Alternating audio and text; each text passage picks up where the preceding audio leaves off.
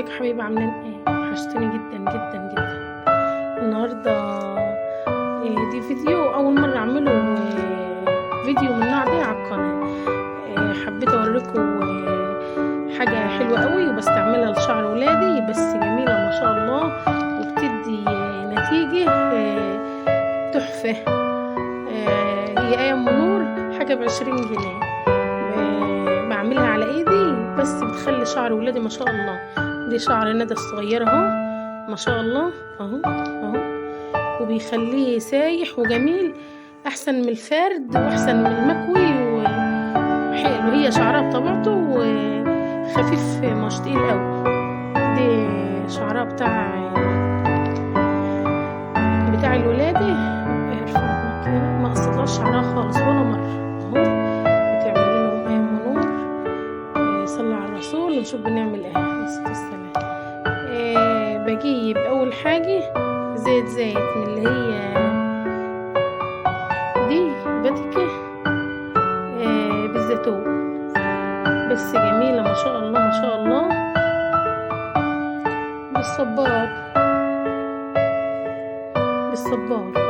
اسفة يعني. وكان عندي شوية زيت زيتون قلبتهم عليه ما شاء الله ما شاء الله، اللهم بارك. بيخلي الشعر جميل وساح وحرير اهو. انا قلت بس افتح فيديو واوريكم النتيجة عمل في شعر البنات ازاي اهو.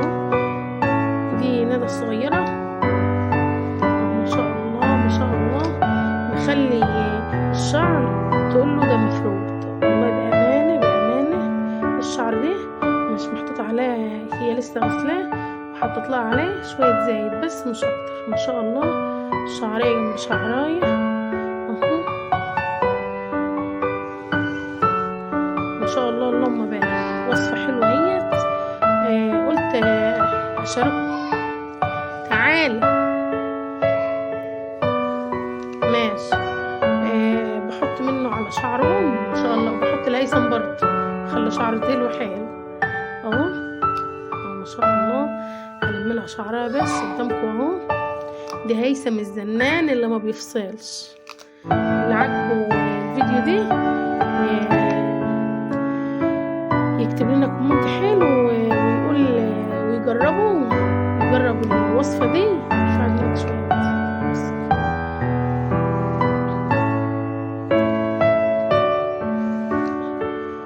ولا تجاعيد ولا اي حاجة اهو، ولا شعر ملكفت ولا اي حاجة.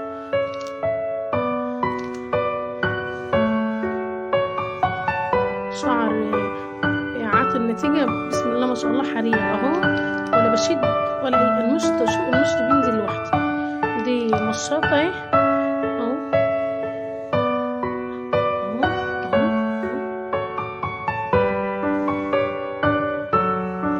يخلي شعرية جنب شعرها اهو. جربوا النتيجة دي وقولوا لي عملت ايه معاكم. لملها بس شعرها واوريكم عليها بس. خليكم معايا حبايب قلبي. دي شعرها هو بعد ما لميته بالتوكة او عايزة تعمليه بالبنسة، بس هي بقالها شوية كنت بعمله لها بالبنس، فبحب ألمه بتوكة وأعمله بحكاية عشان ما يتنسيش اهو. دي كان فيديو بسيط. لو عجبكم الفيديو يا ريت تشتركوا في القناة وتفعلوا الجرس وتحطوا لايك عشان كل ما ننزل فيديو تتفرجوا عليه. فيديو بسيط، ادخلوا شوفوه واحكموا بنفسكم اهو. ما شاء الله النتيجة ما شاء الله ما شاء الله، اللهم بارك. وحاجة بسيطة ومش مكلفة ولا أي حاجة اهو، بدي نتيجة حلوة.